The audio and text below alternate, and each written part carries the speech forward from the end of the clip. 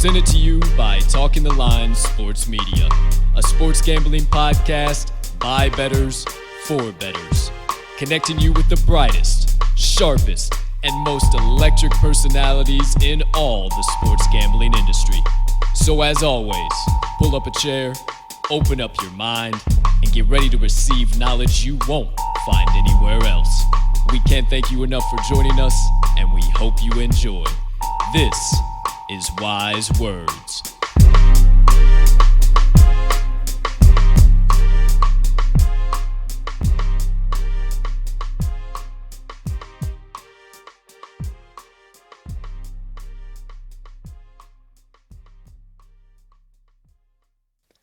Good morning, good afternoon, good evening, ladies and gentlemen, and beautiful gambling people joining us for Season 2, Episode number 5 of the Wise Words Podcast. I am your humbled, honored, hyped, and always handicapping host, Colton, Cap'n Colt Soroka, and I can't thank you enough for choosing to stop by and get some of the best knowledge and insights on the market from some of the brightest, sharpest, and most electric personalities in all of the sports gambling industry.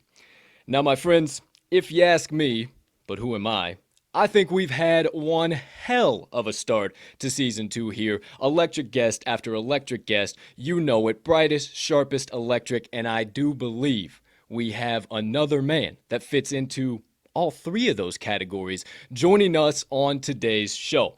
Now, before I bring him in, tell you a little bit about him. You know how I do. I got to bring in the other man that sits to my left on this here show, just as he does the Talking the Line pod every morning at 10 a.m. Central Standard Time. You know him around these parts as the man, the myth, the degenerate gambling legend, and around this time of the year we cannot ever forget, the TTL's resident cheesehead himself, Mr. Riley, RMags, Magnuson. Partner, how you doing over there today, pal?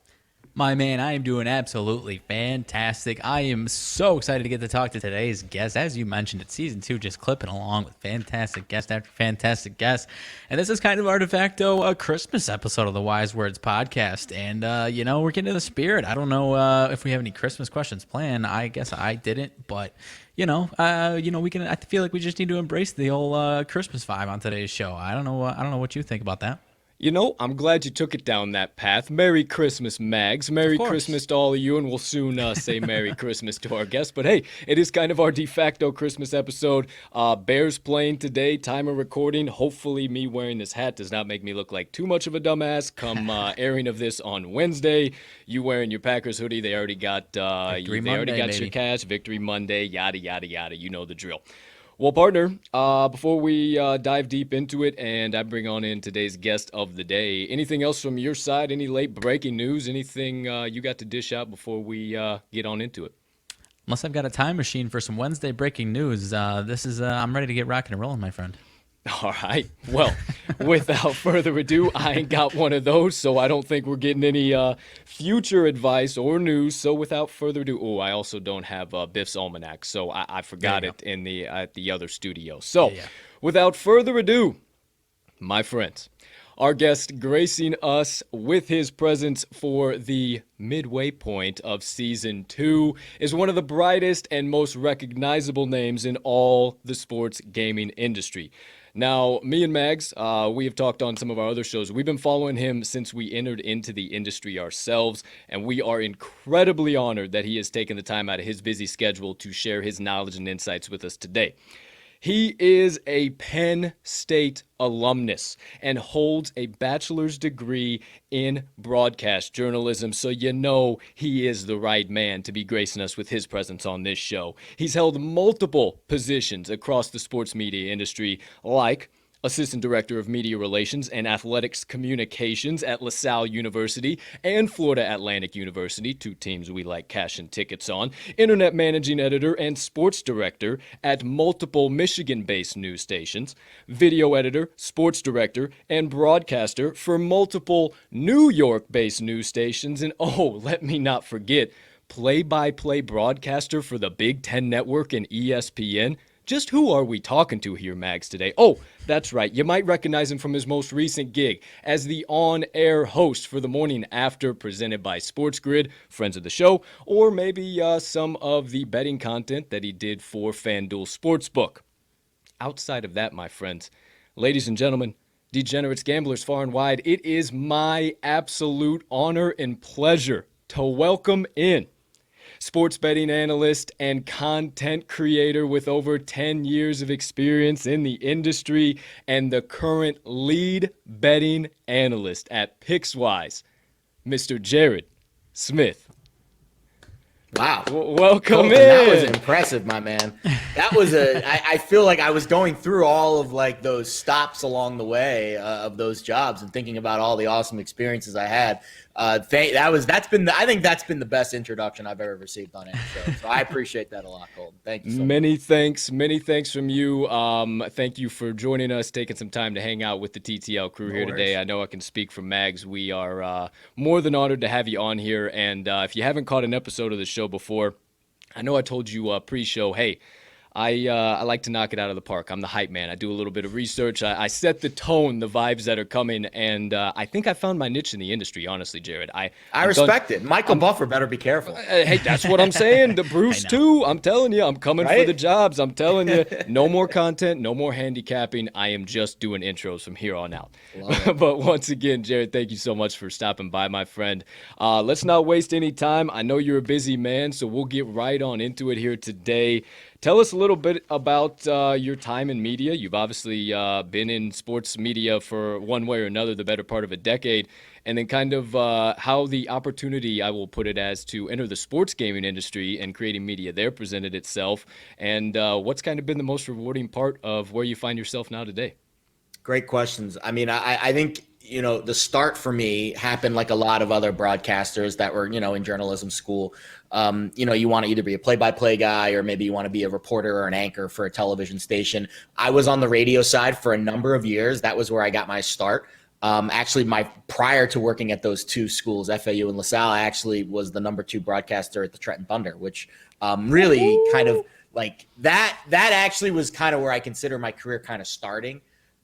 Because I was able to work with a minor league baseball team and experience life on the road. And they hosted an Eastern League All-Star game. I was able to kind of meet some of the, the GMs and interview some pretty high level people for someone at my age right out of college. I was only 7 months out of school when I got that job. So that was a nice experience.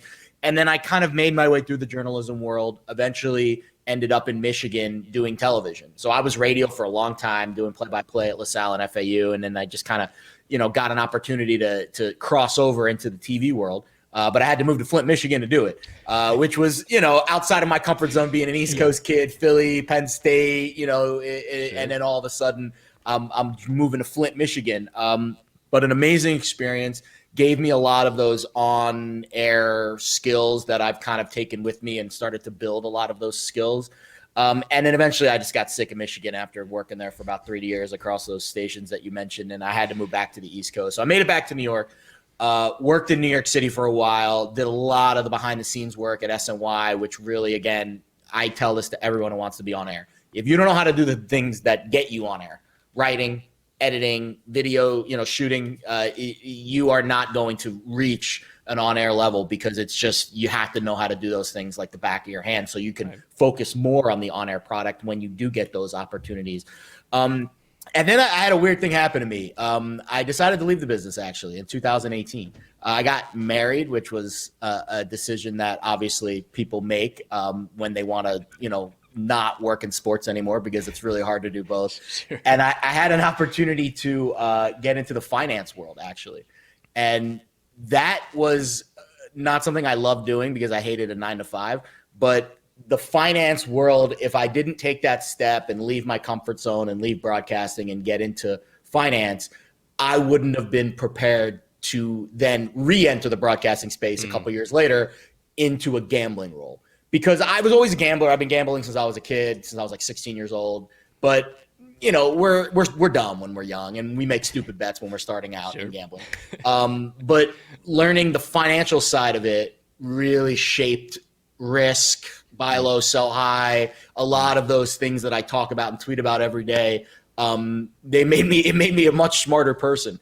And then, in 2019, New Jersey it was right after that they repealed PASPA, and you started to see some media companies really start to accelerate how they handle gambling content. And I was fortunate enough to link up with SportsGrid. It was a perfect timing situation for me getting out of finance. And one of my close friends from Penn State, a family friend kind of was the VP of content at SportsGrid. And he brought me in, and then the SportsGrid thing accelerated. And then I hopped over to Pickswise this summer. So it's been a crazy 2.5 years because the industry has changed so much. But a lot of my past experiences doing radio play-by-play and editing video and writing copy and all that stuff, and then you kind of mix that in with the finance stuff, it all just kind of turned into this perfect melting pot of skills that I think has really helped me kind of accelerate a little bit in the gambling media space, because it is a very opportunistic space right now, as I'm sure both of you know. Most definitely, no barrier to entry in the market right now. No. For sure. But the legendary Jared Smith, ladies and gentlemen, that's the episode. There you go. There, thank you. That's so it. We're done, right? I appreciate it. I got a little bit more as far as kind of like Pickswise where you're at now. Yeah. But I'll yield back for a little bit. I'll let my partner have at it. What do you got over there in that box, my friend? All right, Jared, I've been waiting to ask you this question because for whatever reason, I don't know if we just haven't asked the question if anyone has been in this space, but you're a big guy, or you're a guy that is a big soccer bettor on your shows that you do. We just haven't had the opportunity. Like I said, I don't know if we just aren't asking these questions, if there has been anyone, but nonetheless, how do you explain the value of whether it's soccer or any of these other sports that maybe the general American viewer isn't watching on a daily basis? Like myself, for example, I don't watch soccer, but if someone like you can explain to me just how valuable a certain side is, I might have a good chance of actually hammering that in. How do you explain the value of soccer to certain people like myself? So soccer betting, so I am not an experienced or sharp soccer bettor. I wouldn't consider myself one. Like, I've been betting the NFL since I was 16. I'm 35, sure. So for 20 years. That is like my sport that I really feel strongly about. And I feel like I'm not a sharp, but I feel like I'm the sharpest in football than any other sport. When it comes to soccer, I really got into it during the pandemic. And it was, there was a couple months there where it was really the only sport that was really happening. So I spent a lot of time looking at it. I have a really close group of friends. All three of them are Italian. They're huge into Team Italy. I've been hearing about it for years. Like, it's our group chat. That's all I talk about is whenever this Italian player, either goes to a club team, in the EPL or goes somewhere else. So I've always heard about soccer chatter, and it's always been kind of like, the underground of my gambling, group chat. But I hadn't really partaken in it really strongly until about a year and a half ago. I would call it early summer, late spring during the pandemic of 2020. And I really enjoyed the simplicity of it, because in the NFL, let's start with the NBA. In the NBA, the total's what, 220, 230, on a random night. Sometimes there's a total that's 210, 200 if it's a really, two crappy teams. But for the most part, you're handicapping 220 points throughout the course of a game. In the NFL, you're handicapping 50 points, give or take, 45. The average total is around between 45 and 50. In the NHL, you're capping 5-6 goals a night. Well, in soccer, you're only capping 2 or 3 goals. The total for the most part is 2.5. So I think it's a simpler handicap, and I really did get into how important the players are, because it's kind of like the NBA where one player can really tilt a game in a certain direction. Mm-hmm. And if there's a top striker like a Cristiano Ronaldo on a certain team, or if there's one specific matchup that is very advantageous, maybe a team plays a high press system against a team that doesn't defend the press well, it to me, it's easier to handicap because you're only worrying about 1 or 2 goals.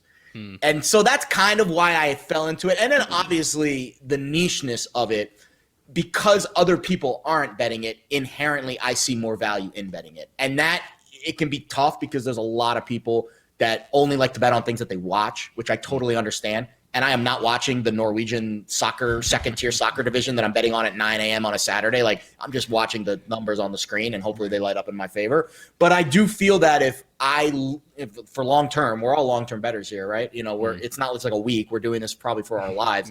Right. Over the long haul, I feel like if I bet into markets that are not heavily bet, that's where I will find advantages. And so that, with the fact that you're only handicapping 2 or 3 goals in any given match, it just kind of clicked. And now it's become like a little bit of a cult following with the kick picks. And yeah. I love it. I've eaten it up. But if I'm not going to say that I'm a sharp soccer bettor, because I'm not. I'm definitely not. I'm a recreational soccer bettor, but it's a fun sport. And I think there's some analytical reasons why you can, make some money at it.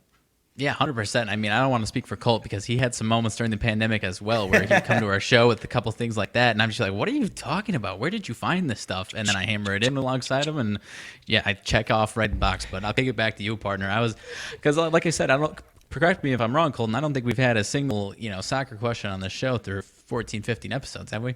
We've covered lacrosse, but we haven't covered soccer. That's another good one, too. I have a buddy that really likes betting on lacrosse. I love the niche sports in general. Yeah. And I think when we get the Olympics in a couple weeks, depending on, obviously, the COVID and the travel restrictions, some people aren't traveling, some people aren't. So we'll see what the rosters and the lineups look like. But keep an eye on the Olympics, too. There's always some interesting events out there where, you don't know. If you feel like you have an edge in one of these markets, you probably do. Yeah. Definitely. And speaking of niche, I love to dive into the low major, mid major college basketball market. So we'll talk about that here in just a little bit. But I want to stick a little bit kind of high level betting advice. I've asked this question a lot or pretty much to every single one of our guests, because everybody has a different process, right? Everybody handicaps differently. Everybody has a different mindset when they're looking at a game. Some people like the dog, some people like the favorite. Whatever the case might be, maybe it's nothing like that at all.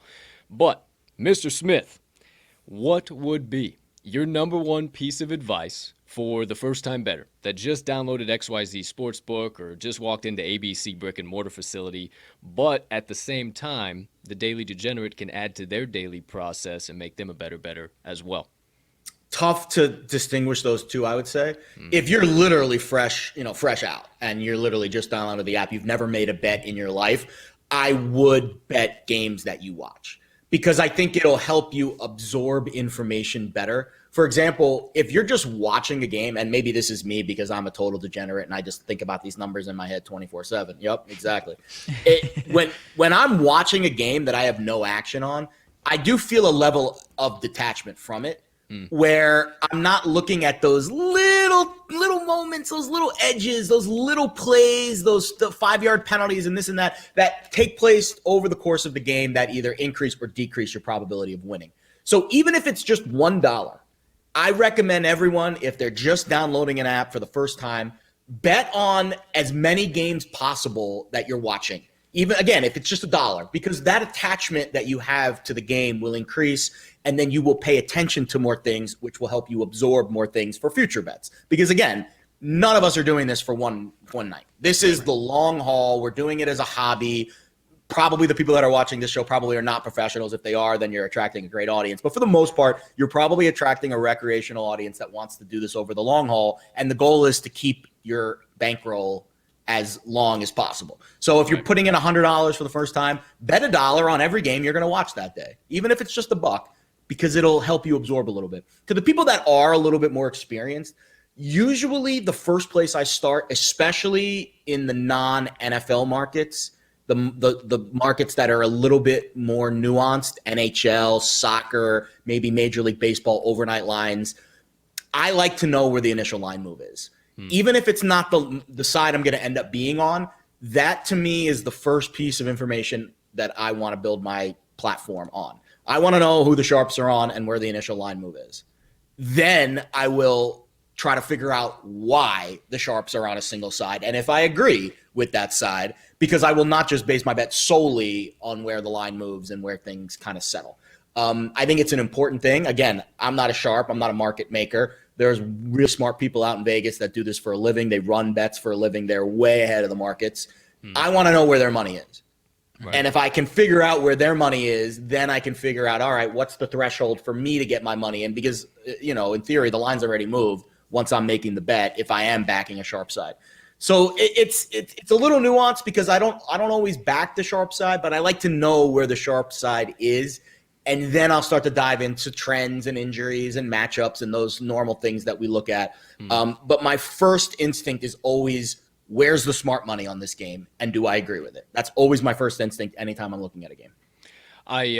Speaking of agree, I agree with you on that point. Definitely, that's usually where I start my handicapping, and again, much like you said, not necessarily that I always agree with it. Maybe even like the Jaguars yesterday, they were only getting about 30% of bets, but we're getting truckloads, Brinks trucks backed up to Duval County, filled with money. And they absolutely got clapped as favorites by Texas. Same thing with the Jets last week against the Saints. There you go. I mean, exactly. that was a textbook example of when the sharp money can be wrong, and they're wrong. They're wrong 40% of the time, 45% of the time. I would rather be on their side if it was all things equal, but sometimes all things are not equal. As we know, for those of us who have fallen in love with this damn game we call gambling, I will yield back once again. Thanks for that answer, my friend. Loads of good stuff. Nothing but wise words down there, as always. And partner, what do you got for number 2, my friend? All right, Gerald. Well, Jared, excuse me, Gerald. I apologize. Jared. We got a best friend named Gerald. We got a best friend. I've been called way worse, so that's fine. I'm just eating my words all day today. I mentioned, I'll out myself again. I mentioned something about Freddie Kitchens being involved in this Browns game when I was totally eating my words. But hey, it's all right. It's Monday. It's Monday. It's okay, Bub. Here we go. Keep it steaming. It's all good. But anyways, Jared, as far as we've already mentioned it, as far as the last year and a half of gambling, and we're kind of hitting a big old wall of it again, as far as especially the NFL, and I shouldn't even say especially the NFL. The NBA and NHL have been affected pretty massively as well, as far as these COVID outages. It doesn't seem like this past week is going to be the only one by any means in the last 3 weeks of the NFL. What's your best advice, if any, and maybe it's just stay the hell away? What's your best advice as far as some of these games where, half the guys are out, and then obviously this past week we'll see, what happens today, Monday, Tuesday, as far as time of recording, but maybe even upcoming this next week. What's your best advice as far as these games are concerned? I've gotten this question a million times this week, and I feel like every day I'll have a different answer because every day the situation it's a moving target. For example, the NFL just changed their testing protocols last night. We got the report this morning from Rappaport and all the the details of all of the different testing protocols now, and apparently vaccinated players that are asymptomatic don't have to test. Well, that changes things dramatically, and it changes the way that I used to look at the COVID. I called them clusters. So the way that I did it a couple weeks ago, or maybe starting this season, based on the information we got last season in the NFL, especially because there's only one game a week, if a team reported early in the week that a player tested positive, I don't even think, immediately open a very small position against that team with the theory that there would be a cluster of players and the list would expand and then the line would continue to move and it would open up a middle opportunity. I actually middled a game this year based on that theory with the Browns Broncos Thursday night game. And that was the Baker Keenum game where they flopped him out midweek, and then the Broncos eventually closed as a slight favorite, and I got the Browns earlier in the week, and it was like the perfect middling opportunity in that spot. Actually, it was the Broncos earlier in the week, and then bet the Browns late. Now that they're not testing players that are vaccinated and asymptomatic, I don't know if you're going to get those volatile line moves anymore, because I think that the information won't be as readily available. So now, today, based off of that information, I would probably just be more cautious when I get the news and just let the dust settle and then bet the line on game day. But it's tough because you never know when those pockets are going to pop up, and I'm an early bettor in the NFL. I like to bet Sunday night, Monday morning. And now I didn't make any bets, yesterday and today because I'm going to be a little more cautious over the next couple weeks. So whereas a few weeks ago, I was actually uber aggressive when I would get that news, and I'd hop on the other side right away thinking that there would be more line movement in my favor throughout the week. Now, because of the lack of testing in the NFL, I guess I'll be a little more cautious. In other sports, tough because the games are every day and they're, every other day, back-to-backs, NHL, NBA. Very, very hard to bet early in those sports because I just don't see the value in it anymore. I think the NHL is going to get affected the most because of the country travel between Canada and the U.S. Yeah. And the NBA doesn't have that issue as much with just one team, but there's definitely going to be some pushback, I think, from the Players Association. So I think the advice today, now that we have new NFL rules, I would be cautious across the board and just probably let it play out and maybe wait till game time to make your bets. Yeah, I honestly think that's probably the best advice you can give. There's no Yeah. reason to just full-fledged dive into every single game. And I mean, there's no reason to do that in general anyways, but I think especially the NBA, I mean, I was starting to find my footing on the NBA a couple weeks ago, and then all these, Bulls outages, handful of other teams as well. So, Colton, I'll kick it back to you on this one. No, absolutely. I know it's been COVID. Damn you, Uncle COVID. Is Call all it I the can Big say. C. That's one of the podcasts It's I just- listen to. One of the hosts calls it the Big C. I love it. like What can you say, man? I mean, it threw a monkey wrench all in last year, and we thought we were kind of getting through it, kind of being able to find some stuff, and then now all of a sudden here it is back again, and we're having to deal with it as gamblers once again. But hey, we're gamblers. We roll with the punches. It's what we do. That's the key. The 100%. key is don't be too stubborn to change your strategy, even if it's non-COVID related, even if it's just other things. Like I always tell people that the best strategy you can have is just to be adaptable and just roll. You're right, roll with the punches. Yeah, absolutely. Okay, so typically this time of the year, we don't have to worry about COVID. This has kind of been a couple of anomaly seasons here. So obviously, this is action central. We got college basketball, we got soccer, we got college football now, bowl season, NFL rocking around the clock, Tuesday, Saturday, Sunday, Monday. Action galore. Now, it's really easy to want to dive into every single slate, every single market, throw every single dollar you have in your bankroll out there to try and get a little bit back in your direction. All that being said, maybe that is the answer to the question in and of itself, but what are some of the most common traps you see bettors fall into this time of the year? And maybe what's your best advice on how they can kind of correct that and get back onto the winning side? The most common trap so I'm really big on the psychology of gambling. I've actually interviewed several sports psychologists. I'm working on a piece now that'll probably come out after football season about some of the pitfalls that gamblers fall into here.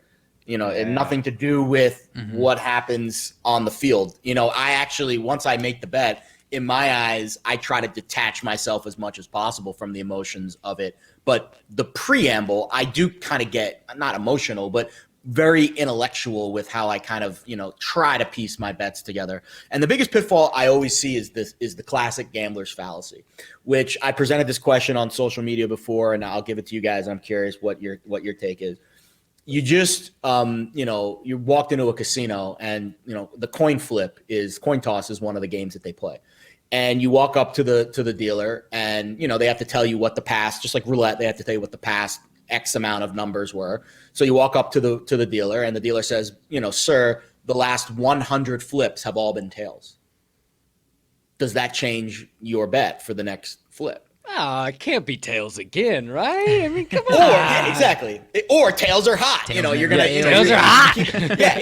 So you're getting even money on both sides. There's no advantage. Obviously, the casino would never offer this bet because they have no advantage. But I'm just for the sake of the example, Sure. You have no advantage on both sides. Plus 100 odds. I would be willing to bet that most people will have their bet impacted by what's happened on the previous 100 flips, which is the classic gambler's fallacy. That's like the number one thing that I try to root out of my handicaps when I'm going in. Yes, past results are important. Yes, if a team is hot and they have momentum, it's noteworthy, but it should not be the sole reason why you place a bet. And if it's even 5 to 10% of a reason why you place the bet, it's probably not your greatest angle. And there might be another angle why that team that's won 5, 10 games in a row is going to win. But the reason shouldn't be they've won 5, 10 games in a row. They're going to keep winning, or they've won 5, 10 games in a row. They're due for a loss. Like that theory, that level of thinking is the one trap that a lot of handicappers fall into that I try to eradicate the most from my, vernacular and how I go about my thinking. Unless it is the Monmouth Hawks, if they are going to be playing in Right. any form or fashion on Or the the college Cleveland hardwood. Cavs these That days, right? too. I That's don't know what's going on with them. They're like the best team in the NBA all of a sudden. 150%. I love that. And kind of you taking that from more of a cerebral perspective. And I'm super into psychology as well. Was all throughout high school, all throughout college. And I've carried that with me into the professional world as well. So I've definitely consumed a lot of your content in the past. Like maybe you don't have some best for a specific day, and you'll dish out some more mindset type stuff. So I Yeah. know I mentioned it in the past, but I absolutely love that stuff. I know you probably haven't caught an episode of our daily show, because who are we compared to you? You are we're but at the bottom totem pole. Either way, These days I feel like I'm at the bottom too. There's so many gambling people Either way. out there. Either way, fish in the sea. hey, we appreciate it. But either way, end of my show, or our show rather, we do I do a segment called my Motivation Minutes, Colt's Motivation Minutes, and Love I it. think it's so important to any type of little inspiration. And every Monday, Friday, I do a John Wooden quote, a little bit of perspective behind that, Love something that. like that. And generally, I always say, I'm not a Schwami, I'm not a Schwaman, I'm not a genius. I don't know shit about shit at the end of the day.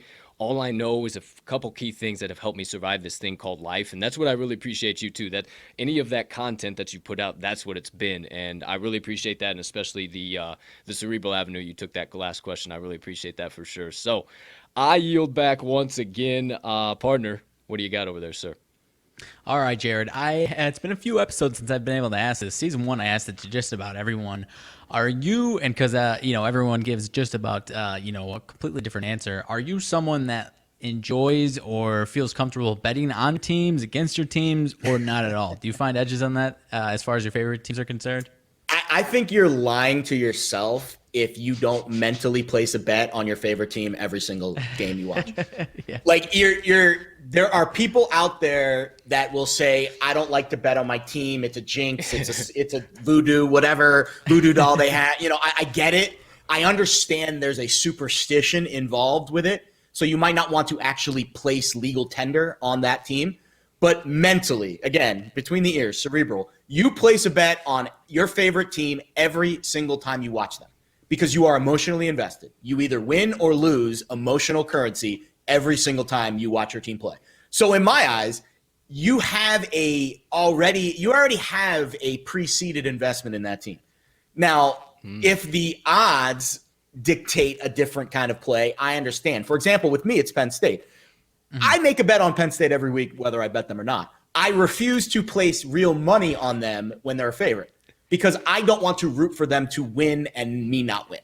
I don't like that exchange in my brain does not suit well. Like if Penn State is favored by 21 points against, I don't know, Akron, and I'm rooting for them to win by how many? I don't vibe well with that. So if Penn State is going to be an underdog, I will bet them. Of the professional teams, I'll be honest, working in this business for as long as I have very little emotional attachment to my teams now compared to 20 years ago. I've covered Yankees. I'm a diehard Yankees fan. I've covered Yankees games. I've been kicked out of the press box before for, not following their rules. And, they're very strict on the field. You can't be in this area. You can't be. So I've seen how the sausage is made with the Jets, the Giants, the Yankees, all these New York City teams. So I'm not as much of a fan anymore as I used to. Penn State football and all the other Penn State sports, but really football, is the one thing that I really still, get invested about. So I will not bet Penn State football as a favorite. Everything else is fair game. So that's really a long-winded answer to say, yes, I will bet on my team. No, I like it because I'll bet against them too. Right. Okay. So that's a one part. Like rarely do I bet against. I did against. We're big Bulls fans, and we saw some value. I might actually bet against them tonight on Monday's time of recording. We'll see. But nonetheless, I like how you started as far as because some people are like, you are too biased. You shouldn't do it ever. And I think it kind of personally depends. Like I'm a diehard Packers fan. I put out a Packers blog every single week. I feel like I have an edge as far as the Packers. I watch more of them every single day. And I keep mentioning on this as far as like I'm a Blackhawks fan as well. I started finding out that I'm losing 80% of the time that we bet on the Blackhawks, and so I just need to completely recluse myself from them. You should track that, by the way. That is a good thing to track. I don't track my favorite teams, but I should start tracking. Because I track every bet period, but I don't have like a separate tracker for my teams. That's a good way to tell if you should or shouldn't be betting on or against your teams. Because sometimes you're a little biased. Some people, 100%. You're an expert and I think the key is if you're willing to bet against your team, I think that's like the best pieces of advice I get are from fans of teams that are like, you should fade this team tonight. Okay, yeah. You know, because Yeah. I'm like, wow, if they're telling me to fade their personal team, like, but then again, you can be a little negative about things too. So every piece of information, I guess, has to be vetted properly. But I have no issues fading my team if I think they're going to suck. No issues at all. Might as well capitalize off of it if they're going to lose. Yeah, but I love what you said about the tracking. Like I just mentioned, I might bet against the Bulls. Good call. I'm not putting that out publicly. I'm not putting that out publicly. No, you that should I'm betting track against every my bet Bulls. you make, even if you don't put it out publicly, though. Yeah, 100%. 150%. I agree. Obviously, me being a Bears fan, opportunities like that come a little bit fewer and far between. More opportunities to fade. But hey, time of recording, buddy guy over there took Bears plus the points tonight. So, Wow. hey, Even with their defense, that's a tough bet tonight. I know. I said the same thing. I said, you know what? I'll go ahead and back you, and we're gonna ride it till the wheels fall off. We'll see what happens. They have owned the Vikings over the course of the past 5-6 seasons here. So I'm in the boat. But there you go. There you have it. Betting on your favorite team, as per Jared Smith. Moving it right along, one kind of other question from me, then maybe a little college basketball will get you out of here. Really wanted to kind of get your perspective on this, or just kind of your wise words, for lack of a better term, here on the Wise Words podcast. Obviously, I hope our audience has been able to find out. I've obviously known this. Mags has known this before. You're a really cerebral guy, and the way you approach not only your day-to-day life, but your content and sports gambling itself. And it's something, obviously, I hope you can tell I really appreciate, and it's a avenue that both me and Mags kind of approach our stuff from. So I wanted to get your best advice, your best thoughts, whatever kind of first comes to mind. Anything you would tell somebody who might be just now breaking into the sports gaming industry, or maybe just a content creator in general, or maybe none of that, just somebody chasing a dream or passion, because we've all been there before. Anybody that's a creator that's in this spot, you know that feeling. So what would be your best advice for one of those people to keep them pushing through to another day? I'll keep it really simple here, because I'll give you the simple answer and then I'll expand on it a little bit. The simple answer that I give to people is less picks, more personality. No one is going to, there are so many picks out there. I can just, walk outside and I scroll up my feed and it's just picks. Everyone wants to give me picks. What's the best bet here? What's the top prop here? All this stuff. In my eyes, that is not what is going to keep you engaged as an audience. I think you need to connect with people and you need to show them who you really are. And just like broadcasting in general, when I watch an anchor read the teleprompter off the script, it doesn't do anything for me. But those moments at the end of the broadcast when they're interacting with the guests or the meteorologist or whatever, when you get to know them a little bit, and it's not often, because for the most part newscasts are pretty scripted, but some of them sometimes are off the cuff. I want to get to know your personality. And that is how I'm going to either trust you or like you or get to know you better. And once that trust has been established with your audience, that's when the picks matter more. That's when your opinion matters more. That's when you can be aggressive with, this is my best bet, 2 units, whatever. But until you've established your own brand and your own personality as a content creator, the picks don't really matter, at least in my eyes. Like if you go 10-0 on a weekend, that's great. Are you going to publicize that the weekend before you went 0-10? Most people don't, and I get that. Most people just want to highlight the good, and they don't always highlight the bad, and that's called marketing. But at the end of the day, I want to know what makes you tick, and that's how I think big bosses, and if I was ever a boss one day hiring a content creator, I want to see if your personality comes through as you're giving the picks. So it's not just saying, I like the Bills laying 7 because Josh Allen's having a really good year. There needs to be more depth there, and I think the best content creators, the best media people are personalities first, and then it spills into whatever they're talking about, in this case, gambling advice.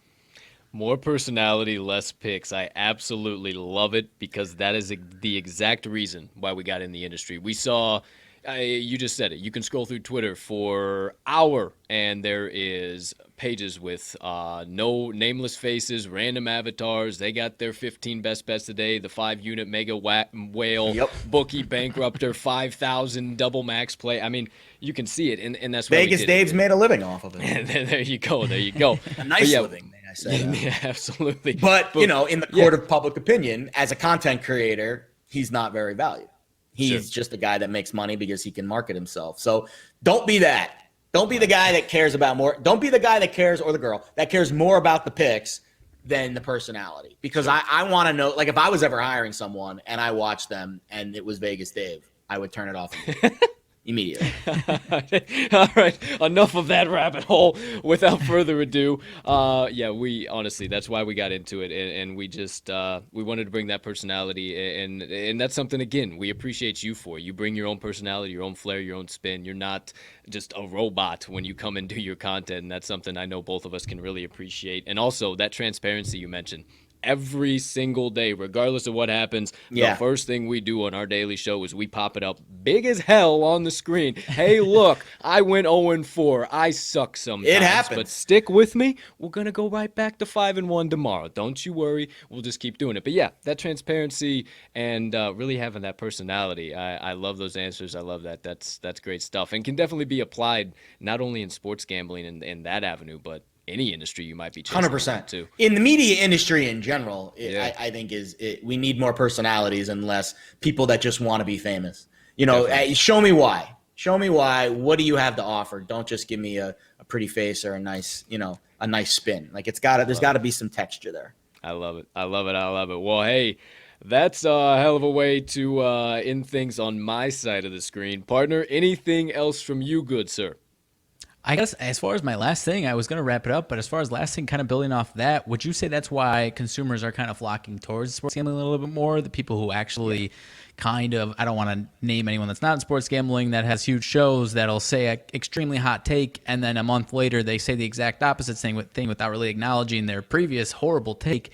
Would you say that's why kind of consumers are flocking, whether they're actually placing dollars with these people or not? You think that's why people are flocking to the gambling space, consumer-wise? Yes and no. I mean, I think it's just really hot right now. So I think a lot of people are getting in. So there's two ways to answer that. One, I think a lot of people are getting into the gambling space that aren't gamblers. Sure. And that makes things a little bit dicey to actually take gambling advice from them. Mm-hmm. But that being said, people just like being entertained. And those people that are, I'm not going to name names, that are not gamblers, that are becoming gambling media personalities, they're entertainers, and they're very good at entertaining people. Mm-hmm. And that, I think, holds a lot of weight in the entertainment media industry, which now gambling and media the line is getting blurred a little bit. But the reason why I think the gambling industry has created a lot of good content personalities is because you had to back it up with your dollars. You know, right. You can't just get on the air and say, I think the Tampa Bay Bucks are the best team in the NFL. They're going to blow out the Saints tonight. Well, show me the ticket that says Bucks minus 11. Mm-hmm. You know, that I think gives a little bit of legitimacy and credibility to what you're saying. Whereas before gambling, you could just have anyone say anything on media and they'd have to take it at face value. Now, face value, well, there's actually a face value for it. It's the ticket that you buy from the sports book. 100%. Totally agree with you. I love it. I love it. All right. Well, that sure seems like one of them there episodes of the Wise Words podcast, if I do say so myself. Now, before we send our guest out of here today, the legendary Mr. Jared Smith, good sir, I didn't mention at the top of the show in your intro your daily show, Let's Bet It. You're the current host there at Pickswise. Can you tell us a little bit about that? Where can we follow you? Where can we follow Pickswise? Maybe, a little something from you to your good friends here at the TTL crew. Maybe you got a little latest and greatest breaking announcement that you ain't told anybody else. Maybe we'll keep it between us. I don't know, something like that. Where can we find you? Nothing that groundbreaking. So we do a daily show on Pickswise. It's called Let's Bet It. Lauren Jabara, Alex Glaze are the other two hosts of the show. We kind of rotate on depending on what the schedule looks like that week. It's a fun show. It's 30, 45 minutes. It's quick. It's witty. It's entertaining. We obviously give picks and we're informative as well, but it's not just hey, let's run through the board today and see what's popping. And then I do a weekly podcast for NFL season called Pickswise Playbook with Chris Rose and Ross Tucker. Drops every Thursdays. All of these shows can be found on your Apple, Spotify podcast, but also on the Pickswise YouTube channel. You can follow me on Twitter at Jared Lee Smith, and you can follow Pickswise on social medias at Pickswise. Subscribe to the YouTube channel as well. But it's a lot of fun. We do a lot of great content every day. A lot of smart cappers that work on the site, writing up picks, etc., for soccer and baseball, football, hockey, basketball, horse racing. There's all kinds of stuff on there. So great content site, and I have a lot of fun every day. So I really do love my job. I love it. I'm gonna put it in here for everybody so they can be sure to see it in case they missed it. There we go. Appreciate Didn't that. want to put us all small in the background. There we are. Everything. I know I can speak for Mags. We appreciate the hell out of your content. Love Let's Bet It. Love everybody else that's on there with you. Everything you got going on. Your content, your picks, everything in between. Seriously, thank you for who you are, and thank you for taking the time to come and hang out with the TTL crew today. I really appreciate that. You guys are doing good work, and keep it up. I'd love to be back on soon. Hey, we'll definitely have a little JS 2.0, if you will. We'll dive into a little CBB, some NFL once we turn of the year here. Once we get some more stone cold trends, and I know we're all heavy college basketball bettors, so we'll get that on the map. But outside of that, once again, from both me and Mags, thank you so much, Jared, for taking some time out of your day to hang out with us, share your knowledge and insights. Last but certainly not least, to all of you beautiful gambling people that decided to tune in to the 5th episode, midway point of Season 2 of the Wise Words Pod, we hope you have a spectacular rest of your Wednesday, unless you have any other plans. Make sure you hit that subscribe button, that like button, that follow button, wherever you're consuming this at. Outside of that, have a terrific rest of your day filled with nothing but ticket cashing, and make sure you get all of today's best bets hammered in from the crew so you can stay with us right at the end of every single piece of content we do.